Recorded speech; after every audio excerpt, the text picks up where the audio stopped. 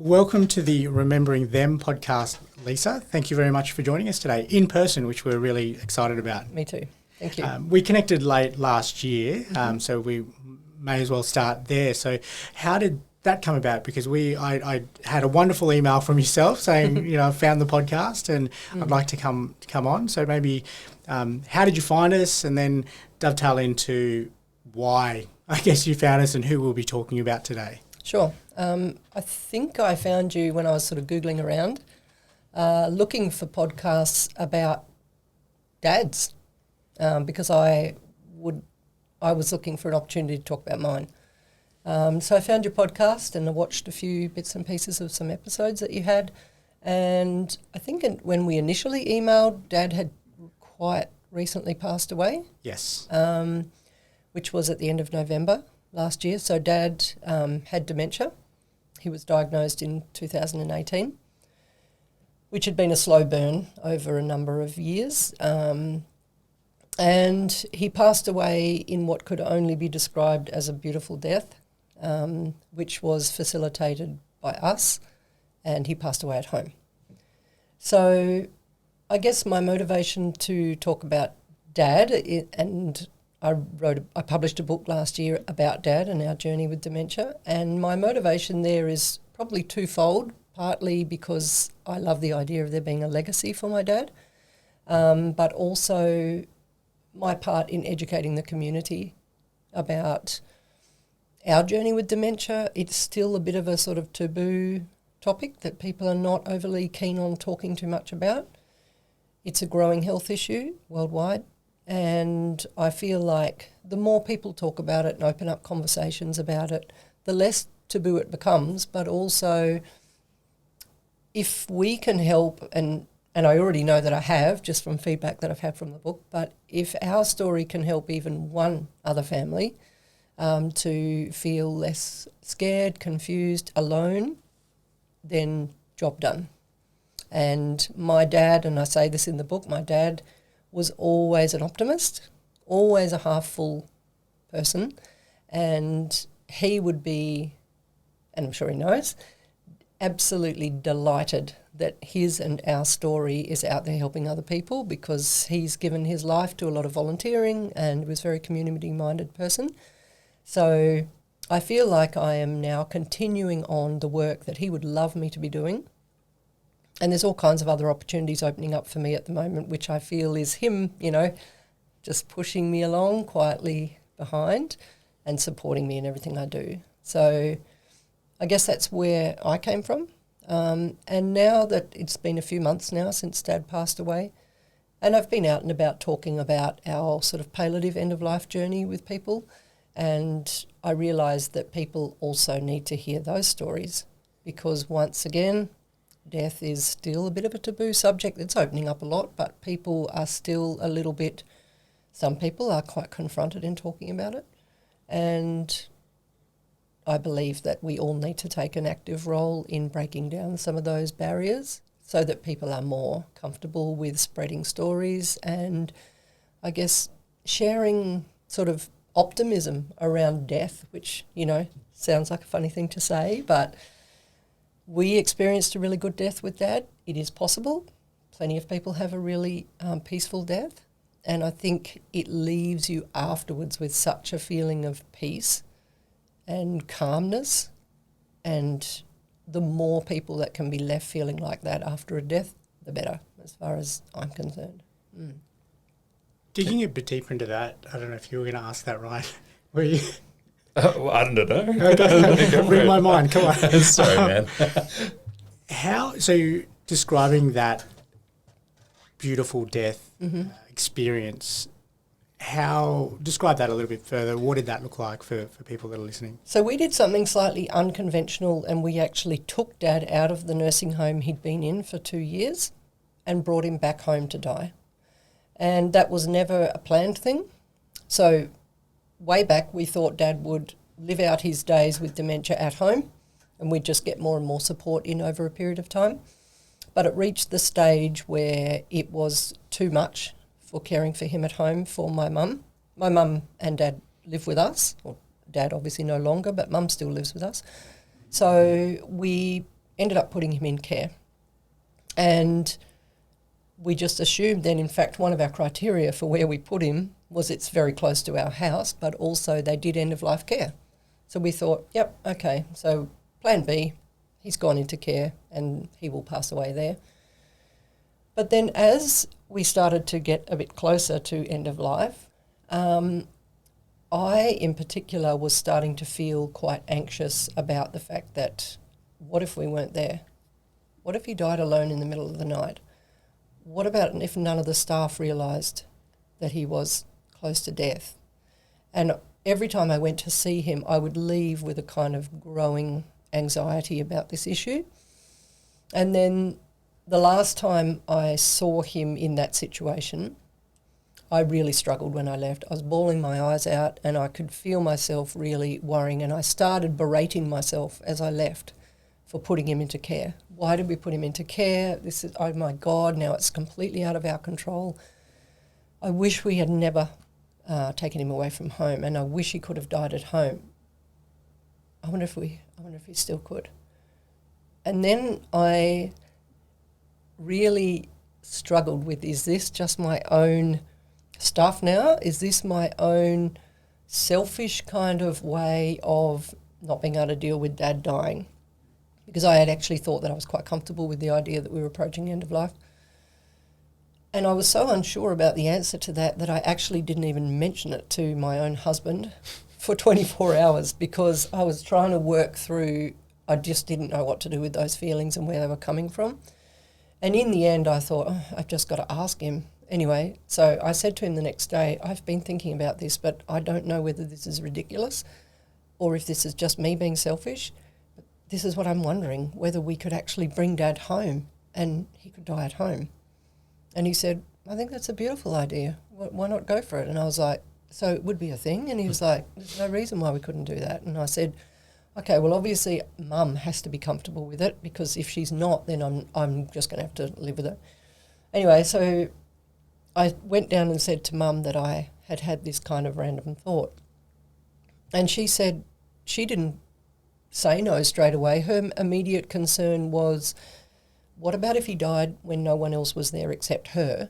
Would she be under suspicion that Dad had died at home and Mum was there? Mm. And I said, I'm pretty confident that we don't have to worry about that. But if that's all you're worried about, I'll make sure I get answers to that question. Yeah. But if you're open to the possibility, let's talk about it a bit more. And I went off to work for a few hours and came home again. And then my husband and I sat down with Mum and just said, how about if you think about some questions you might have, concerns about it, and let's sort of sit down again tonight and talk about this a little bit more. So that's what we did. And then we came up with a list of sort of things that I mainly would follow up on. And so the next day I rang I guess you would call her now a friend. She has her own private nursing agency. She does a lot of palliative care work, and she's got decades of experience in all kinds of nursing issues. And she said, you'll need this, this, this and the other. So we got this, this, this and the other. And then the next day I went up to the nursing home and said, we would actually like to bring Dad home to pass away. And they were immediately supportive and said, okay, let's work on the timing of it. The following week he came home, and he was home for 6 days, and then he died at home. Oh, wow. So it was quite a quick process, but it was a very powerful process because we were completely in control of the process and how it worked. And we also knew Dad's wishes, and we knew that we were acting on behalf of Dad's wishes. He knew he was home. He was still communicating with us over the first few days that he was at home. And I actually when I went and spoke to Dad and told him we were going to bring him home, he was 100% connected to me in that conversation, maintained eye contact with me for about 20 minutes. I was bawling, he was bawling, and I was just holding his hands and explaining that we were going to take him home and he could die at home when he was ready, and, you know, lots of permission to go. And he absolutely knew what was happening in that conversation. And for me, I left there that day going, if the universe has a different plan and he dies tonight here, that'll be fine, because the intention has been set. He knows what the intention is, and we'll be fine if that happens. But thankfully that didn't happen. and we brought him home a few days later. And, yeah, he passed away with us at home, and it was... So my husband and mum and I were there, and our 2 teenage children and the dog. The music was on. He was a farmer, and funnily enough, it was raining outside, which I just thought was so significant for a man whose whole life had revolved around rain. It was just lightly raining outside. It was a beautiful day, and it just felt incredibly peaceful and calm. Yeah, so I feel like we did a really good job on, creating a situation where everybody was left intact. The grief was, as my friend described it, clean grief, not messy grief. And the grief is about the sadness of not being able to see him anymore, but not devastation about the process of death. Yeah. So. What was the music?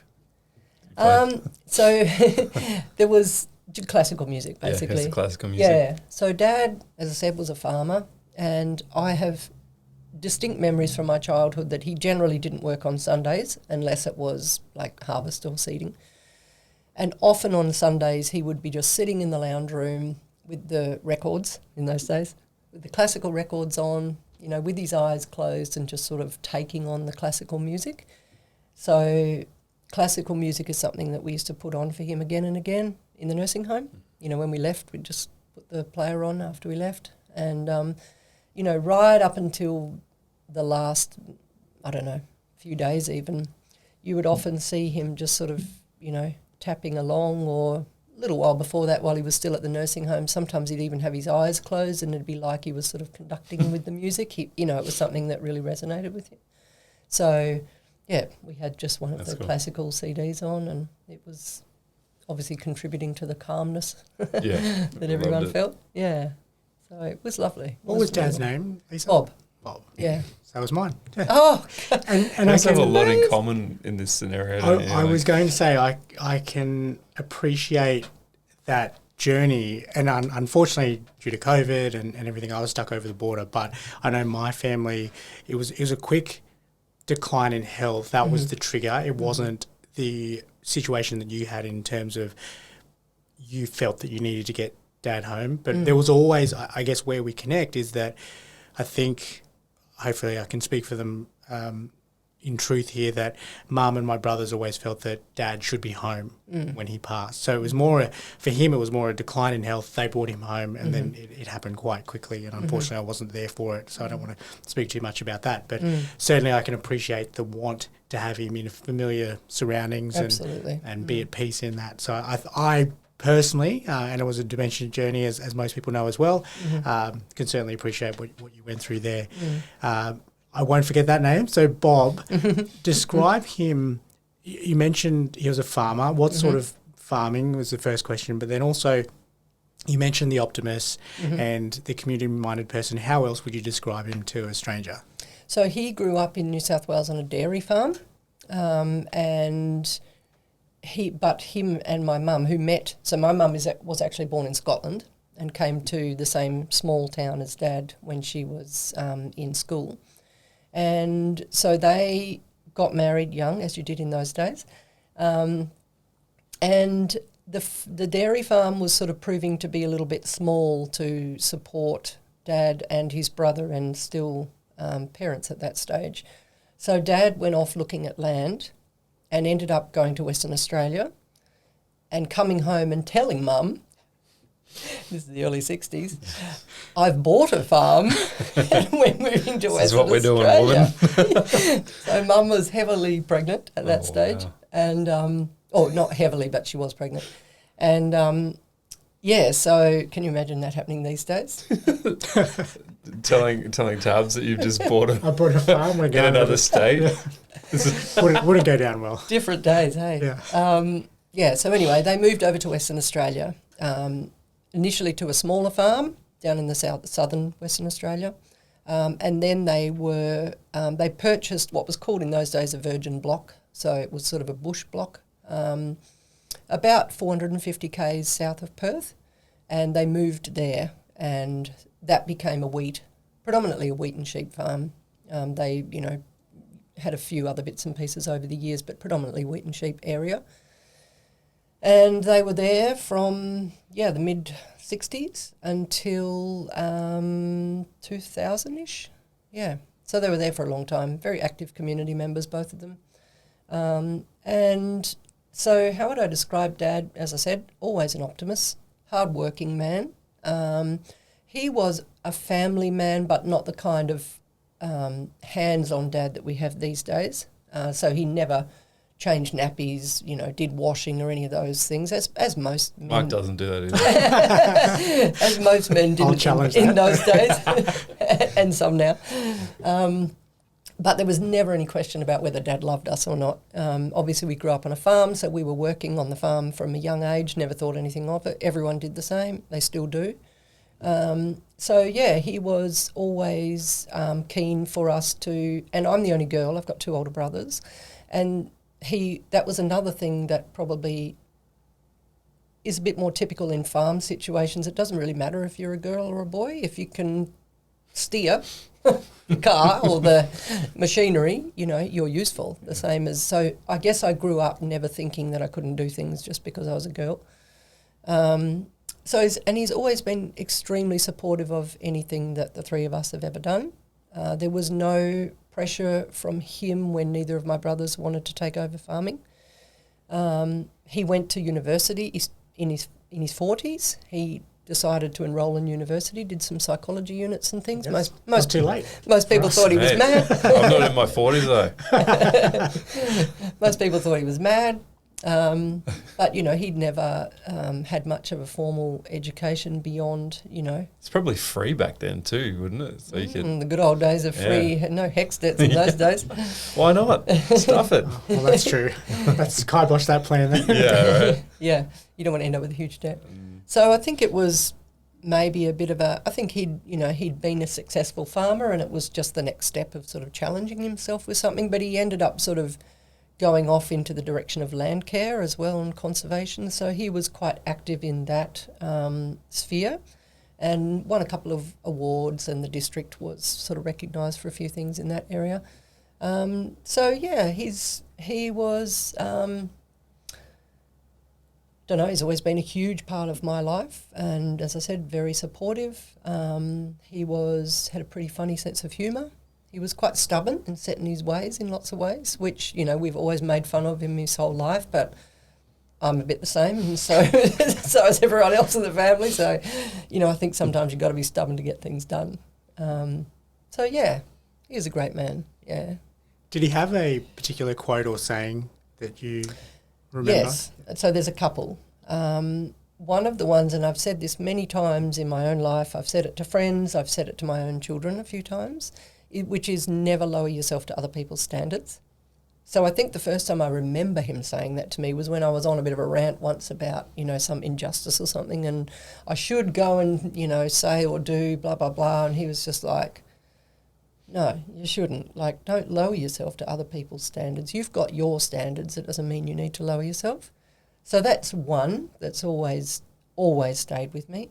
And the other one's not so much a quote, but it's an activity to do, and that is he was a great one for making lists of pros and cons.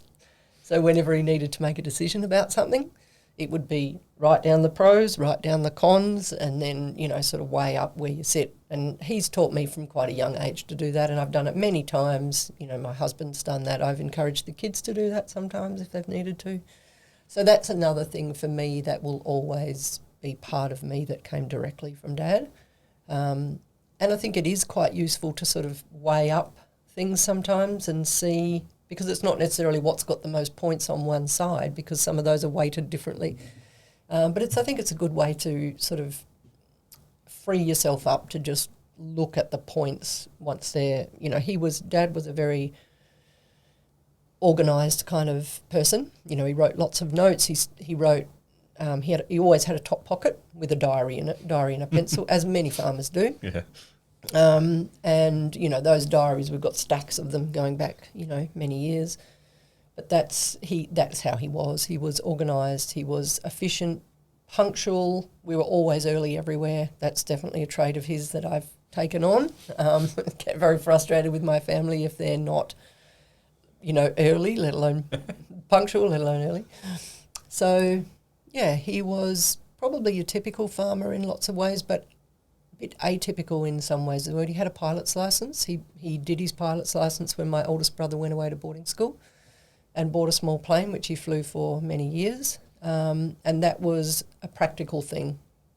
Can pick the children up from boarding school quicker and easier with a plane, but also it was a way of getting parts. When equipment broke down, he could fly up and down to Perth and get the part in sort of 4 hours compared to, a 10-hour drive. Yeah. Like the rich kids at boarding school. Dad's picking them up in the plane. And a plane for a farmer is not necessarily unusual, like planes and helicopters and things. Sure.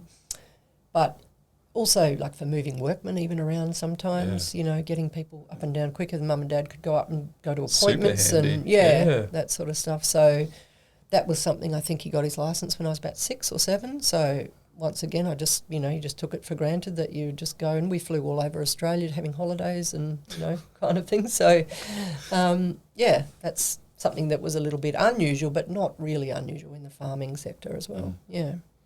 I think it really highlights to people overseas how big this country is. When you talk about just to pick up from school, Dad had a plane, and you go on holidays, jump in the plane. So, it's interesting. When you were growing up, do you have a favourite story or memory of Dad? Oh God, I've got so many of them. I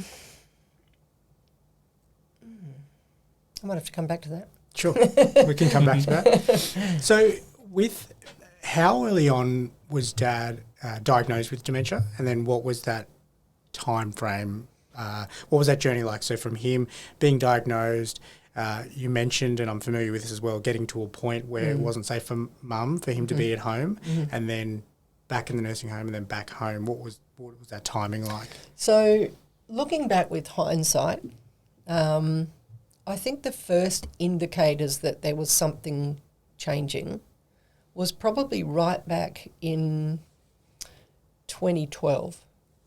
So we had moved over here, my husband and I, with very young kids at that point. And Mum and Dad had been over for a holiday, and Mum found it quite difficult to go home because they weren't really going back to anything in particular in WA. So they decided to buy a caravan, go travelling, and come here and spend some time. So I went over there at some stage, and I still remember this really clearly, that we sat down at the table because they were staying at that point in a house that I owned. And so we were talking about, packing up the house, what were all the things they needed to do to be able to kind of move.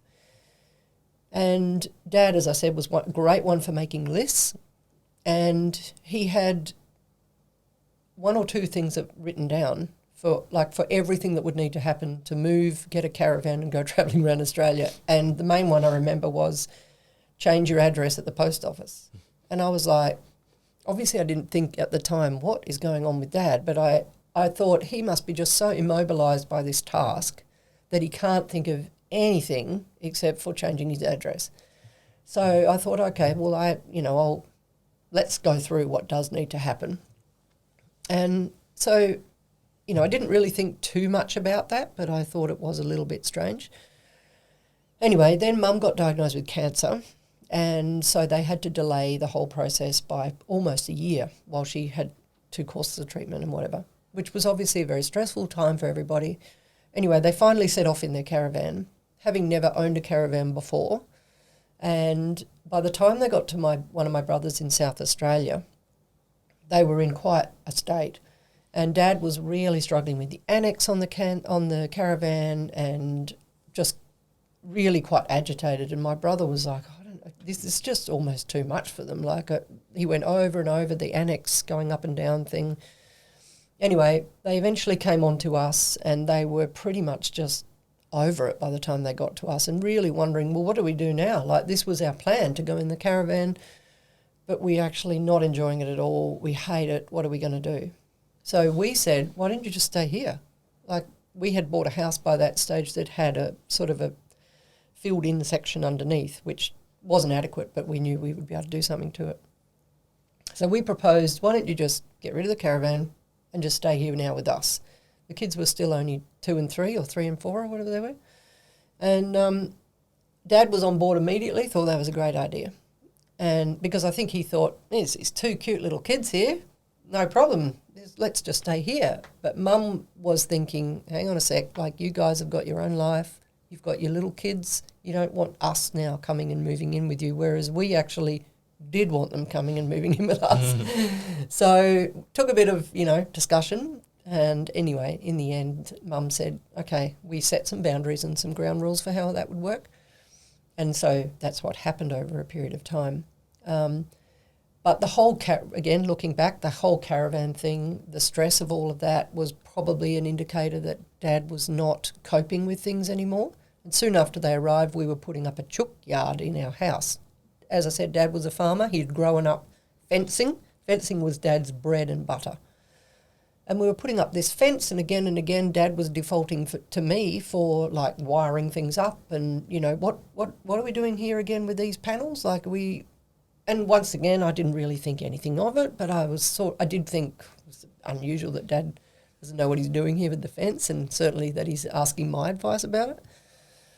And so I guess over a period of a couple of years then, there were some changes. And I remember in 2015 we went back to Perth, my family went back to Perth, and I spoke to one of my friends, because I'm a social worker and so is she.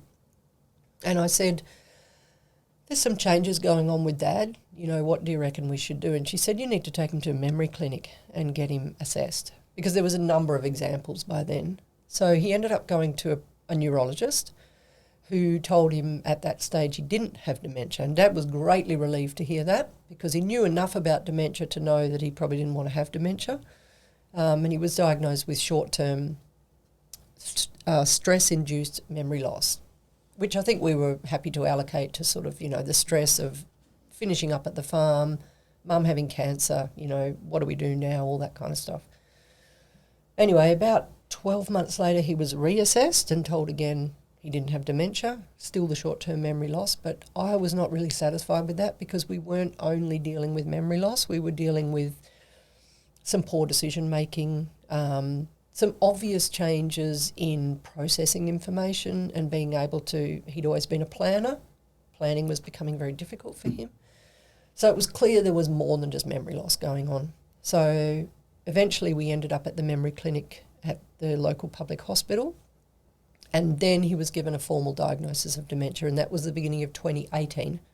So that had been a good almost 2.5 years later from the first neurology appointment to the official diagnosis. And by the time we got that diagnosis, for me, I was kind of like, I wasn't the slightest bit surprised. I sort of knew that we were probably dealing with dementia by that point.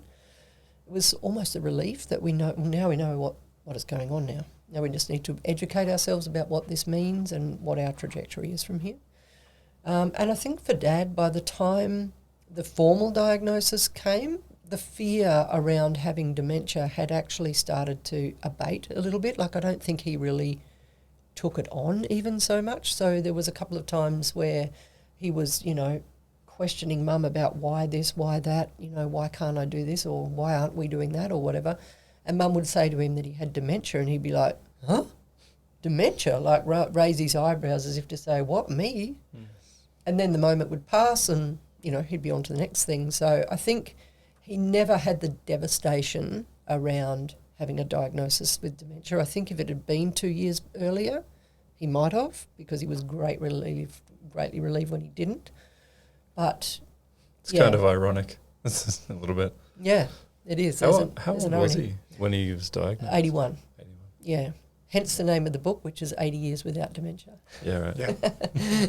Yeah. So that was the beginning of 2018, and then he went into care in July 2021. So he was at home for those few years, and then he passed away in November 2023. Yeah. Mm. Sounds like my granddad. I don't think I've ever told you about my granddad, but my dad's dad, he died probably 2016 at this point. And yeah, he had dementia probably from the age of 80 for a few years, and we put him into assisted living and that sort of thing. And yeah, you would go and visit him and he would tell you a story and then it would go into another story and then it would just loop back to the same story and then that would just loop back into it and you're just sitting there going, whew, how do we break out of this one, Jack? Yeah. And you've just got to be comfortable to sit with the repetition and sit with the, the repeated instructions and things. But those are the kinds of things when you're a 24-hour carer, and Dad was up a lot at night. And it was pretty much that I had to kind of call time on Dad being at home because I was starting to see what was happening to Mum, and that had been going on for a period of time. Yeah. And I thought, and there's a whole chapter in the book about this, that I had to really draw on a lot of courage and inner strength because I was effectively saying to my mum, you know that guy you've been married to for 60 years? Well, he can't live here anymore. Yeah, that's tough. Oh, it was one of the hardest things, if not the hardest thing I've ever had to do. But we all knew that it had to be like that. And I was also I've always had a very strong connection with Dad, obviously. And I knew that if I'd been able to sit down with Dad and have 5 minutes of clarity where I said, this is what's happening with you and Mum, this is what's happening to Mum, he would just say, just tell her to put me into a nursing home. But Blake will come and visit me. Like, don't just sit me there and never come back. Is that what happened?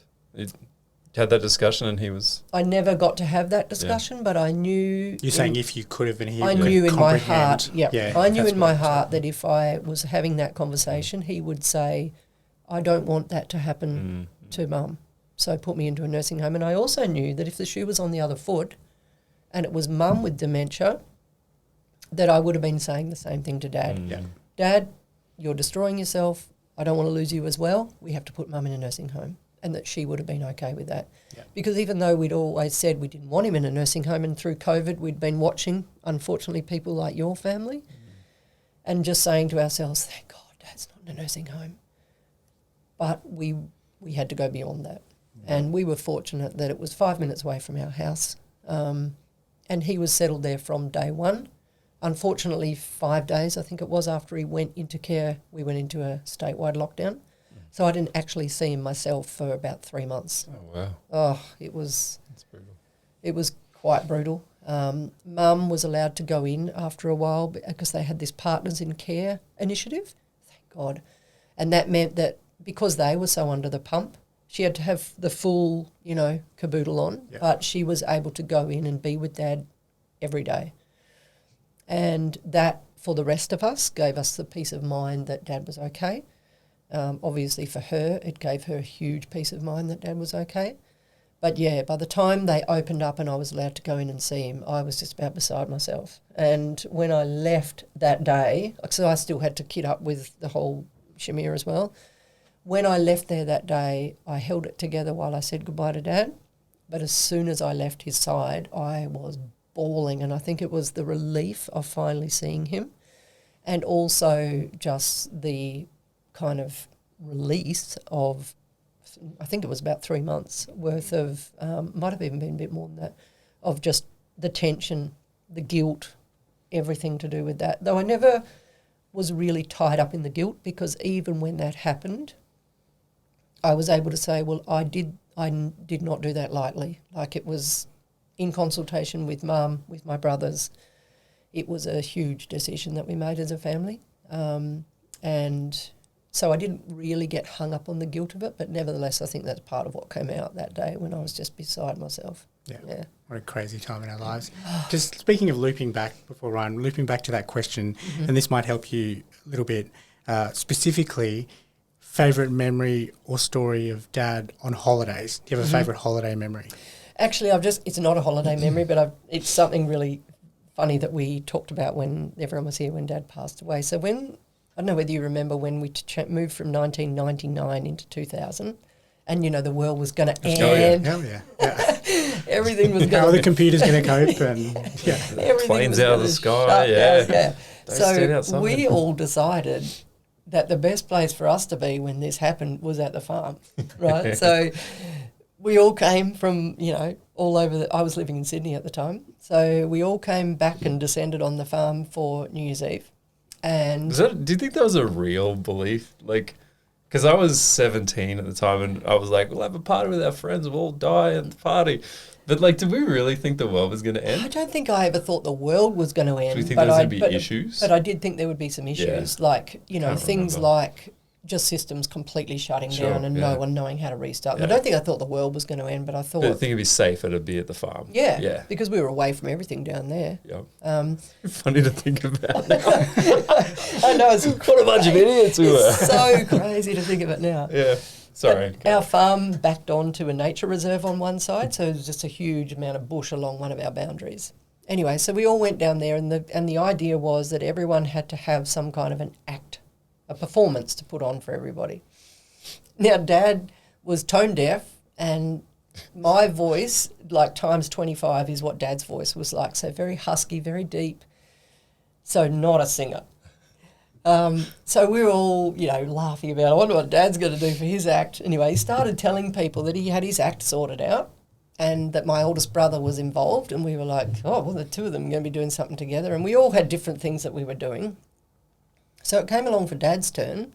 And we were like, oh, God, this is going to be interesting. What Dad's going to do? Anyway, they disappeared off over there. It was pitch black, obviously. They disappeared off over there. They were there for ages. We were yelling out, come on, just come over and do your act. There was small children at that point, not mine, but my brother's kids. And anyway, eventually they appeared, and Dad was all covered up, like with a hood over and a thing up around his eyes and everything. And we were like, what on earth is he acting out here?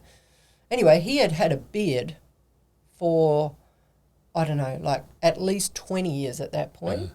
So he had this big grey and kind of brownish beard.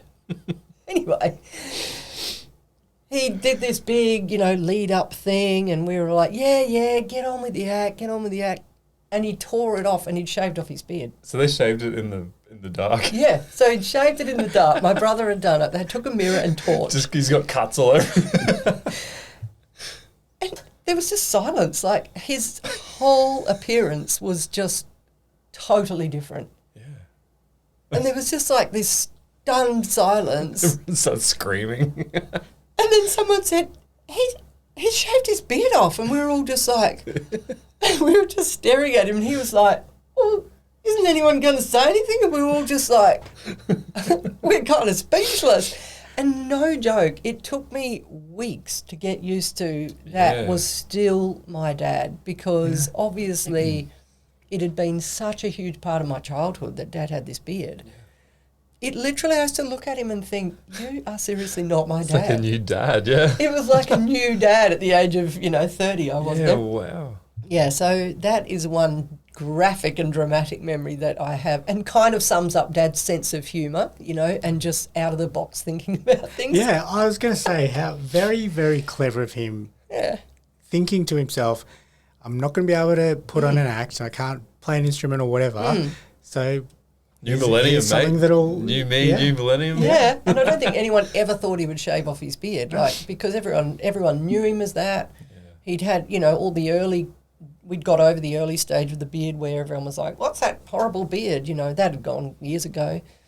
And so I think, and he'd always said he'd never shave his beard off, and then here we were, new millennium. That was the end of the world. You might as well. He's like, so it'll be easier. As a bit clean shaven. That's right. Yeah, great so memory. that was a pretty dramatic memory. Cool. Yeah. Lisa, one final question for you. And traditionally, well, I'll say traditionally because it was the last year's voted, or Ryan and I self-voted, hardest question. Yeah, we just observed. Yeah. If Dad was here before you today, what would you say to him? And granted, it's been quite fresh. I know he's had his journey with dementia, and it was November last year. But if he was here before you today, what would you say to him? I think I'd probably say to him some of the things that I said to him in those last couple of weeks, which, when I'll try and hold myself together, which was about how much we all have loved him and what a great dad he's been, and that he's always shown us how proud he is of us, the three of us. And we've all had completely different journeys, my brothers and I. And I think it would be just gratitude and thanks, because I know so many people that don't have and never have had a connection with their dad that I've always had. And I am just, I guess that's why I'm driven now to create a legacy for Dad. My whole work thing is taking a completely different path as a result of all this, which has just kind of come out of the blue. I'm now writing a second book. What? I didn't even know I was going to write one book. So I think, yeah, I'm excited, I'm grateful, I'm thankful for not only the life that he has been behind me for, or next to me, but also for what is still to come, which is really quite exciting. And, yeah, just allows me to continue helping people, sharing stories. As you know, that's what people want to hear. And I think especially in this age, people like hearing other people's stories, whether they're good, whether they're bad or not, because the more we talk about things, the better we are. You know, communicating with each other, building networks. And funnily enough, one of the sort of preventative factors for dementia, and you probably know this, Mark, is about connections, you know, staying connected to people, because we get this rush of endorphins and adrenaline when we have a great time with people, and that's good for our brain. So, and learning new things is good for our brain. So I feel like I've been gifted that from Dad, and I feel like he gave us an incredible gift. I actually wrote a post about this on the book's Facebook page when he died, which was called 2 More Parting Gifts. So the one gift was the book, you know, bringing the book to life. The way he died gave us such a gift of peace and serenity and calmness afterwards. But he also was part of the Body Bequest program at QUT. So cool. His body has been donated, and that's where he is at the moment. So I've worked on those bodies previously. another huge gift to the medical profession. Yeah, that's amazing. And that itself is just another whole story and conversation. So, yeah, I think I'd just be saying thanks to Dad. You know, I think he knew we all loved him. That's probably what I'd say to him. Just remind him. Yeah. Well, thank you, Lisa. Thank you for joining us for our first official guest and first in-studio person guest on the Remembering Them podcast for the year, for the second season. And we appreciate you giving up your time and sharing stories of Bob. It was really wonderful hearing about him. Yeah, pleasure, and thanks so much for having me. It's been great to be here. Thanks.